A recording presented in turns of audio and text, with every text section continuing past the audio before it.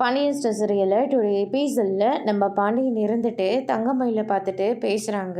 என்னை மன்னிச்சிடுமா அப்படின்ற மாதிரி சொல்கிறாங்க. என்னம்மாம்மா நீங்கள் போய் என்கிட்ட மன்னிப்பெல்லாம் கேட்குறீங்க அப்படின்னு சொல்லிட்டு கேட்கவும், உனக்காக இல்லைனாலையும் குழந்தைக்காகவாவது சரவணன் கூட உன்னை சேர்த்து வச்சிடலான்னு நாங்களும் எவ்வளவோ போராடி பார்த்துட்டோம்.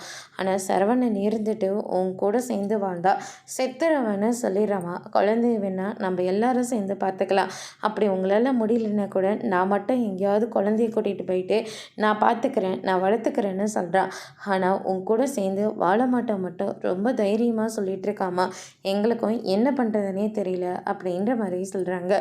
பரவாயில்ல மாமா, எனக்காக நீங்கள் இவ்வளோ தூரம் பேசுனீங்கள்ல, கேட்கவே ரொம்ப சந்தோஷமாக இருக்குது. நான் செஞ்ச தப்புக்கு இதுவே நான் தண்டனையாக ஏற்றுக்கிறேன். ஏற்கனவே கோர்ட்டில் அவர் எனக்கு வேண்டான்னு சொல்லி தான் நான் கோர்ட்லேயே நான் சொல்லிட்டேன். மறுபடியும் கோர்ட் ஹியரிங் வரும்போது அவரு கூட சேர்ந்து வாழ நான் சொல்லவே மாட்டேன். நானும் டிவோர்ஸ் கொடுக்க முழு சம்மதம் சொல்கிறேன் மாமா. எனக்கு எந்த பிரச்சனையும் இல்லை. நான் என் குழந்தைய நானே பார்த்துக்கிறேன். உங்களுக்கெல்லாம் எப்போ பார்க்கணுன்னு தோணுதோ அப்போ நீங்கள் குழந்தைய பார்த்துக்கலாம் அப்படின்னு சொல்லிட்டு நம்ம தங்கமயில் சொல்லிடுறாங்க. இதை கேட்டோன்னே பாண்டியன் இருந்துட்டு, உன்னை நினைக்கவே ரொம்ப கஷ்டமாக இருக்குமா.